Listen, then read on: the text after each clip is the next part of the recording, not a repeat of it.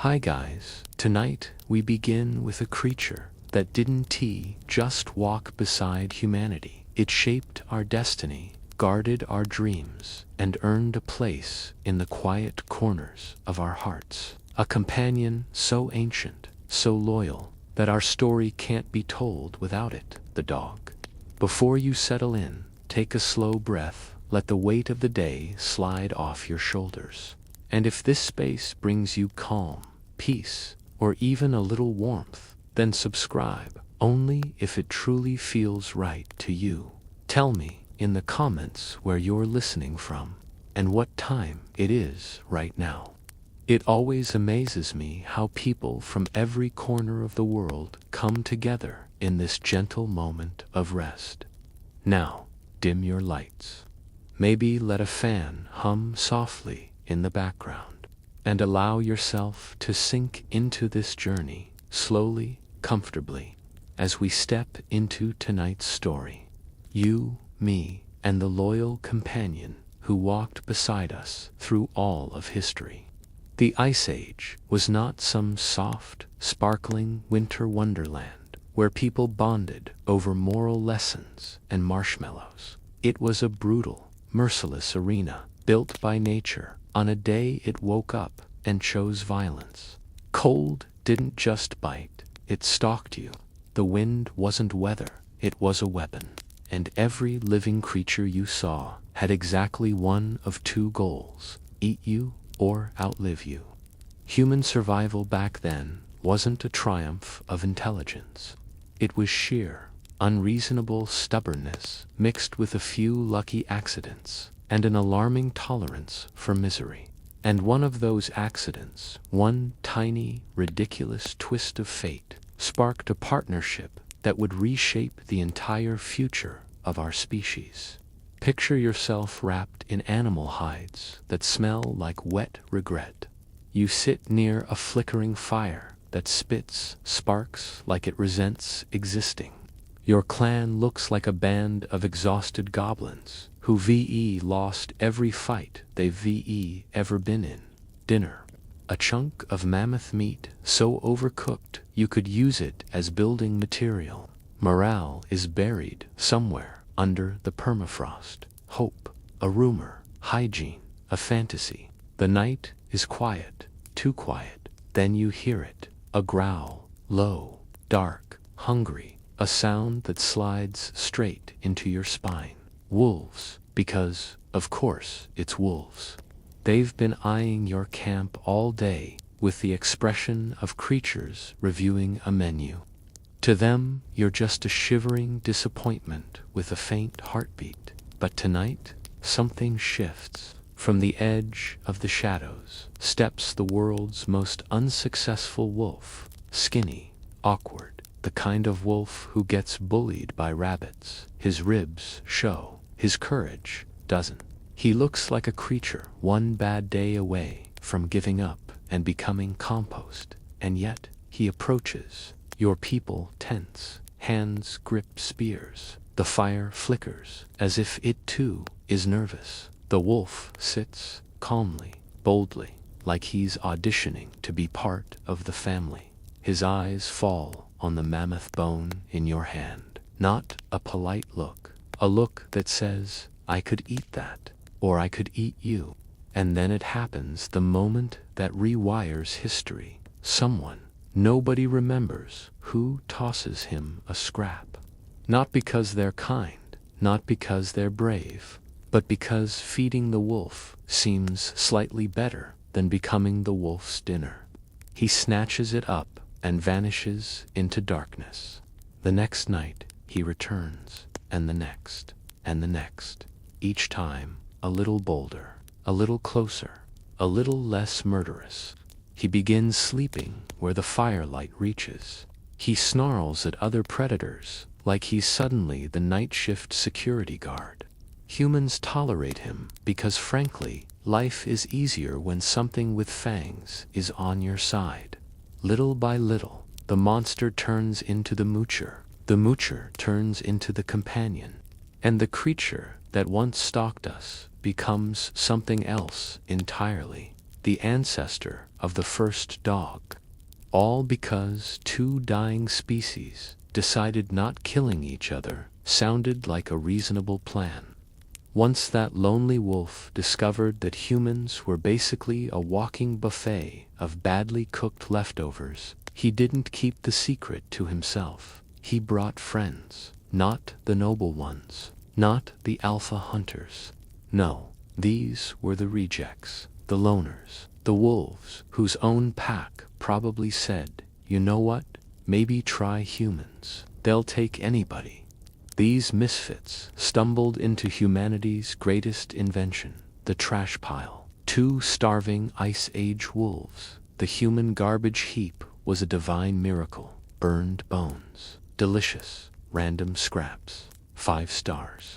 Phaeton disasters humans threw out because even starving people said no thanks. Wolf delicacy. So these outcasts hovered around camp, close enough to smell the stew, which smelled like despair, but far enough to run if someone made eye contact. A fragile partnership formed, built on fear, on caution, on hunger, on the universal truth that free food feels like destiny. Humans soon noticed something crucial. The wolves that stayed weren't the ones trying to chew their faces off. The gentler, less aggressive ones stuck around. And in a world where everything tried to kill you, that was a valuable trait. So the routine began. Wolves approach. Humans grip spears. Wolves make their best, I am harmless and emotionally fragile face. Humans sigh and toss a bone. Every night, the shy, the starving, the easily bullied wolves return, and slowly, something extraordinary begins. Not magic, not sudden transformation, but evolution. Slow, stubborn, patient. Wolves start becoming smaller, softer, rounder. Their eyes widen, their expressions soften, their bodies adapt to coexistence. Somewhere along the line, a wolf's tail twitches, not in aggression, but accidentally, in excitement, and humans coo at the cuteness. A survival strategy is born. Be adorable. Receive snacks, and it works. These protodogs weren't noble hunters. They were survivors of a different kind. The anxious, the needy, the ones who figured out that being non-threatening is a meal plan. They hang around camps. Some bark warnings at dangers. Some follow hunters, hoping for scraps and accidentally helping. Some simply sit beside lonely humans, offering warmth, company, or the illusion that maybe the world isn't trying to kill them every second of the day. And humans starved for companionship begin to protect them. The fierce wolves fade away. The gentle ones thrive. Evolution applauds this new, ridiculous survival tactic. Cuteness, generation after generation. They change more. Smaller jaws, softer teeth, wider eyes. Faces shaped by thousands of years of mutual desperation. From predator to scavenger, from scavenger to helper, from helper to friend, from friend to family, until finally a creature that once stalked us through forests becomes the thing that curls beside our fires and dreams in its sleep. And just like that, the murder instinct faded. The feed me instinct intensified, not politely, not subtly, like a furry four-legged alarm bell that had just discovered the concept of unlimited snacks. And humanity, exhausted, frostbitten, barely surviving, suddenly found itself caring for the world's first loaf-shaped freeloaders. Little creatures with wagging tails and bottomless stomachs who had decided, without permission, to join the family. By the time these protodogs fully embraced their new life philosophy, less murder, more mooching, humans stumbled upon a revelation so unexpected it felt almost supernatural. These ex-wolves were actually helpful, not competent, not smart, not coordinated. but helpful in the same way an overly dramatic roommate is. They would absolutely freak out whenever anything even remotely suspicious happened. And in the Ice Age, paranoia was a survival skill. Imagine a prehistoric night. The fire hisses, the wind screams through the trees, and your clan is trying to sleep while someone snores, like a mammoth choking on a pine cone. Then a sound, a rustle, something moving in the dark. Before anyone reaches for a spear, a camp dog explodes into barking, loud enough to startle predators, wake the ancestors, and make every creature within miles rethink their life choices. It was revolutionary. Humans had invented stone tools, spears, fire, but nothing as effective as a screaming anxiety machine with fur. These dogs barked at predators, at shadows, at suspicious rocks, at their own tail. And thus, humanity experienced its first universal problem: sleep deprivation caused by dogs. But these noisy little disasters weren't just alarm clocks with fur. Something deeper was happening. They became territorial. A creature that once looked at humans as emergency rations was now patrolling the camp like an exhausted bodyguard. Humans rewarded this with scraps, pats, and endless emotional enabling. The same dynamic that still rules households today. Then came the next miracle: tracking. Dogs could smell danger long before humans sensed anything. They could distinguish between harmless noises and real threats. And although bravery remained inconsistent, dogs excelled at loudly announcing danger and then hiding behind the nearest human. But humans didn't mind. For the first time in history, someone had their back, even if that someone occasionally panicked at leaves. And so, the Ice Age continued, still cruel, still relentless, but no longer unbearably lonely. By now, proto-dogs weren't just scavengers or living alarm systems. They were joining the most miserable team sport ever invented: Ice Age hunting.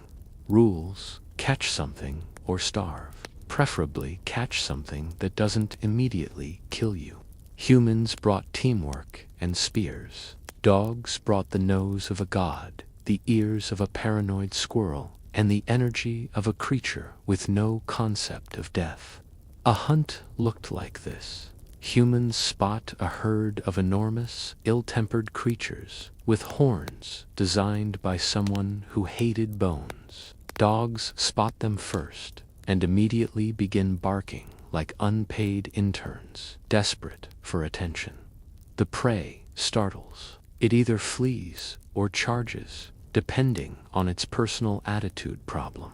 Dogs sprint ahead, pure adrenaline and zero thoughts. Humans follow, fueled by hunger, fear, and the knowledge that their winter coat is basically a damp poncho. Somehow, unbelievably, the strategy works. Dogs chase prey from hiding. Dogs track wounded animals. Dogs run into forests humans would get lost in within minutes. Humans arrive late, throw spears, and pretend they contributed equally. And the dogs, they think this is the greatest game ever invented. Not every dog was a hunting prodigy. Some chased butterflies instead of prey. Some proudly returned with a random stick. Some got distracted and wandered home early. But even the most useless dog helped, sometimes by accident, enthusiasm, or dumb luck. And that mattered, because surviving a mammoth stampede together creates a bond stronger than any ritual. Slowly, painfully, beautifully, humans began to see dogs not as scavengers, but as partners, companions, something dangerously close to friends. Then the moment everything changed, dogs moved in, not politely, not by invitation. They simply walked into shelters, like, "Yes, this is mine now," humans protested. humans grumbled. Humans claimed they didn't want dogs inside. But the moment the temperature dropped to why does existence hurt, those same humans pulled dogs closer, like living space heaters that occasionally snored. From that night onward, dogs claimed the camp as theirs. They guarded the fire. They growled at strangers. They inserted themselves into human squabbles like furry diplomats. They slept in the warmest spots. They ate the best leftovers. They made themselves indispensable through pure audacity. And humans, tired, lonely, freezing, let it happen, because dogs made life less unbearable, less terrifying, less empty. And for the first time in human history, something greeted you with joy just because you existed. Time passed. The world thawed. Civilization began to bloom. And dogs, they didn't just join this new world. They strutted into it like they owned the place. No stage welcomed them more dramatically than ancient Egypt, the land of gods, gold, and questionable fashion choices. Egyptians took one look at dogs and declared, "This creature, yes, this one has divine potential," which is hilarious, considering dogs were still rolling in questionable substances and eating whatever fell on the ground. But Egyptians admired loyalty, bravery, and a good set of teeth, qualities dogs had in abundance. Unlike half the royal court, dogs protected homes. They guarded farms. They stood beside hunters in marshes filled with crocodiles, hippos, and birds that looked like they woke up angry at the world. Which is funny, considering dogs were still rolling in questionable substances and eating whatever fell on the ground. But the Egyptians admired loyalty, courage, and a good set of teeth, qualities dogs had in abundance. Unlike half the royal court, dogs guarded homes, herded livestock, and accompanied hunters into marshes filled with hippos, crocodiles, and birds who looked like they held grudges. Egyptian hunters trusted their dogs more than their fellow nobles, and honestly, can you blame them? In a world full of political schemes, hidden daggers, and nobles who would sell their grandmother for a gold necklace, dogs were the only creatures who didn't lie, plot, or flirt with treason before breakfast. But the Egyptians didn't just love dogs. They turned that love into obsession.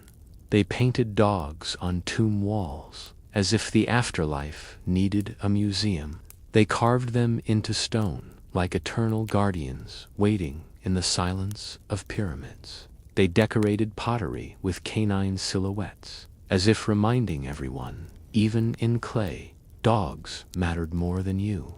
Some nobles went so far as to bury their dogs beside them, hoping their loyal companions would follow them into the afterlife, probably still knocking over sacred jars, peeing where they shouldn't, and judging the gods themselves. And then there was Anubis, jackal-headed lord of embalming death, judgment, and quite possibly the world's first Gothic fashion icon.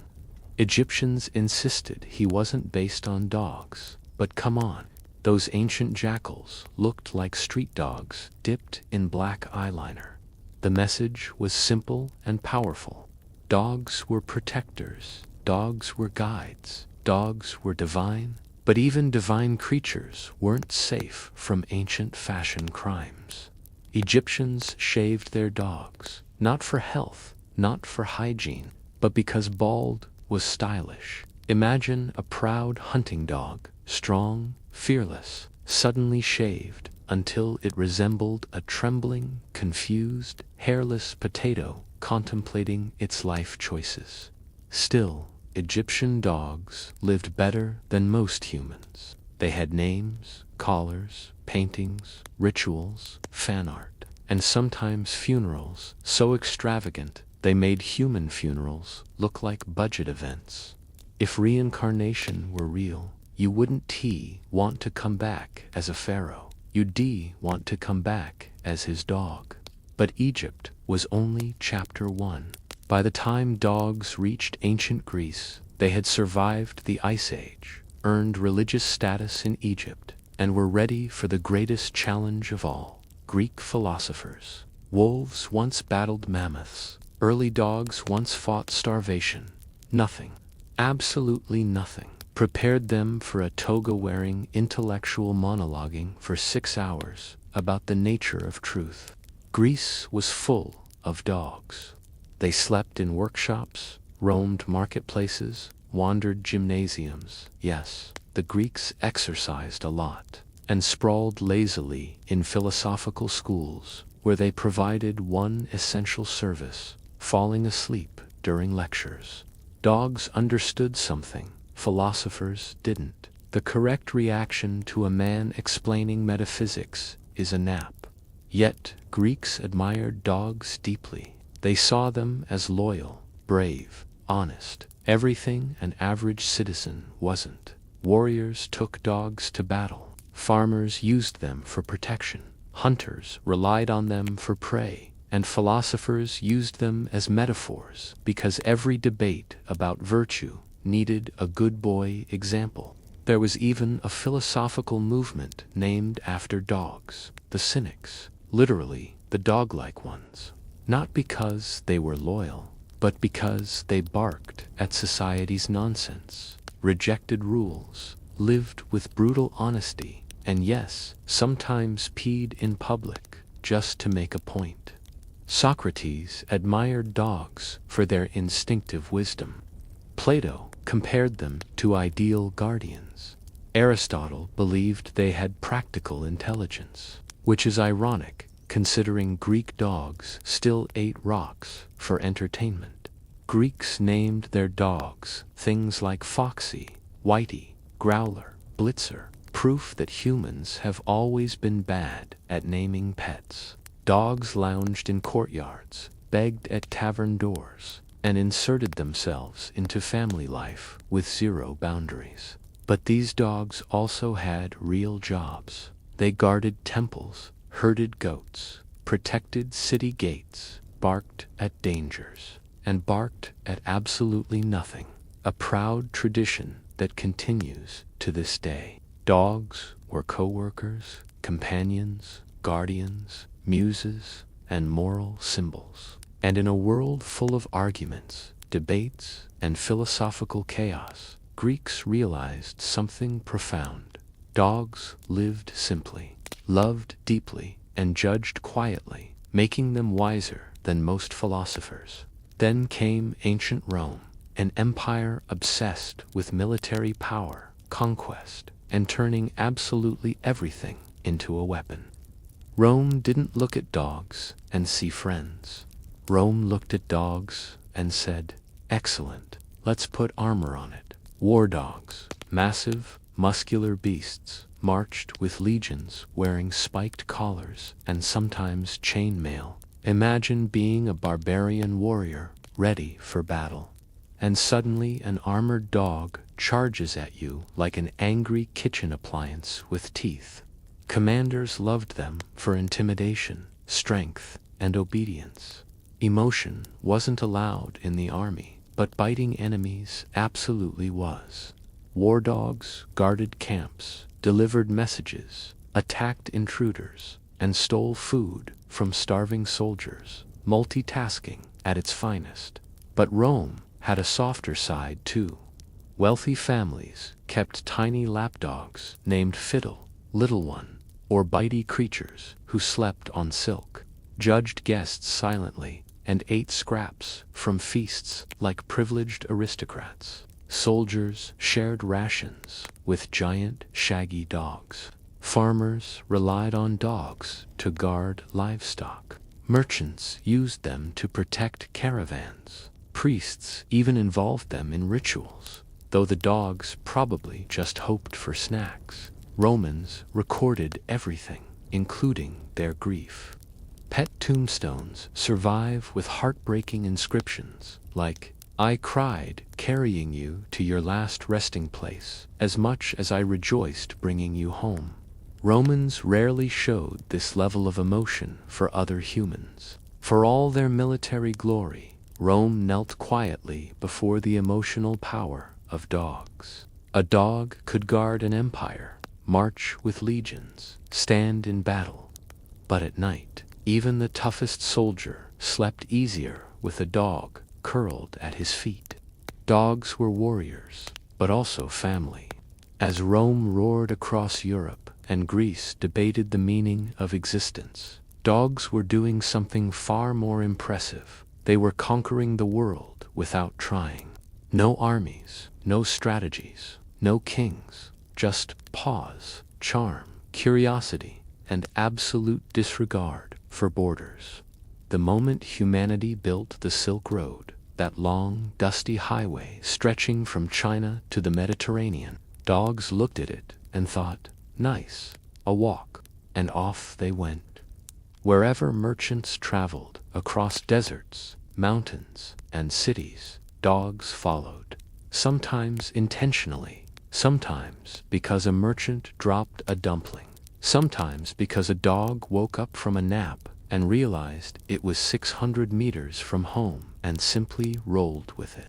From Ice Age fires to Renaissance palaces to your living room today, dogs never stopped being our companions, and we never stopped needing them.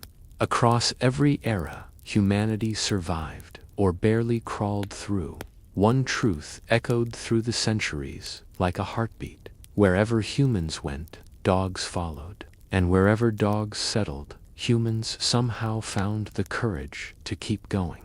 Hard to believe, isn't it, that the same creature who once prowled the frozen wilds with eyes that glowed like embers now curls up beside you during a storm, as if protecting you from thunder itself. But that is the magic of this bond, a bond built not through conquest or language or rules, but through something older than history and deeper than memory. It began in the darkness. The world was ice, wind, hunger, and fear. Humans crouched near flickering fires, shadows stretching long and trembling. Somewhere beyond the glow, wolves watched, silent, calculating, starving. One wolf stepped closer, unsure, desperate, drawn not by dominance but by hope. One human held out a scrap, unsure, exhausted, drawn not by bravery but by loneliness. That moment, fragile, uncertain, was the spark that lit a partnership powerful enough to outlive empires. And as the world changed, so did this bond. In ancient deserts, where pyramids carved the sky and kings demanded eternity, dogs walked beside those who believed in gods, yet trusted their hounds more than their priests. Royal tombs hid secrets of rulers, and at their feet, the faithful silhouettes of dogs prepared to guard them even in death. In Greece, philosophers debated the nature of virtue, while dogs curled under their marble benches, offering a silent wisdom far older than logic. Loyalty without reward, presence without condition. In Rome, legions crossed continents, stained with conquest.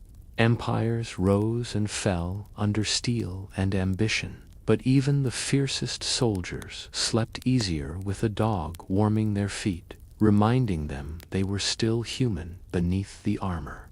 Through the Silk Road, across deserts that swallowed caravans whole, dogs became guardians of dreams and goods, following merchants through storms, thieves, and night terrors, never asking why, only choosing to stay. In medieval villages, where fear walked in the shape of wolves, plague, and famine, dogs were the only creatures who barked against the darkness. A single growl in the night could mean the difference between life and loss. In castles, where nobles wore silk and secrets, dogs were silent witnesses to betrayals, alliances, heartbreaks, and forbidden tears. They were the only ones trusted with confessions no human could hear. And in the Renaissance, As art bloomed like firelight across Europe, dogs ascended to silk pillows and royal portraits, no longer survivors of the wild, but symbols of humanity's softer side, the side it tried desperately to hide beneath pride and politics. Yet for all the centuries of grandeur and chaos, the truth remained heartbreakingly simple. Dogs stayed with us because they saw something in us worth staying for. Not our power, not our brilliance, not our inventions. They stayed for our broken pieces, our lonely nights, our trembling hands, our laughter, our tears, our warmth. They stayed when empires crumbled. They stayed when wars reshaped the earth. They stayed when humans lost hope, faith, and sometimes themselves. Dogs didn't care about kingdoms. They cared about the person sitting by the fire. And now, today, in a world of screens, noise, deadlines, and loneliness that hides behind smiling photos, look at your dog, look at their eyes. In those eyes are 10,000 years of partnership. Wolves turned warriors, turned guardians, turned family. They greet you like you've come home from battle. They defend you like you're the last important thing on earth. They love you with a purity humans spend lifetimes searching for. You are not their master. You are their world. And the truth, the powerful, emotional, terrifyingly beautiful truth, is this: humanity survived because a wolf chose friendship over fear, and we have never walked alone since. So when your dog curls beside you, trusting you with their whole heart, you are witnessing a legacy older than language. A story written not in books, but in footsteps. Footsteps that crossed frozen plains, royal courts, deserts, battlegrounds, and finally your living room floor. A story that began with firelight in the dark and continues every time a dog looks at a human and silently says, "I am here. I choose you. I always will."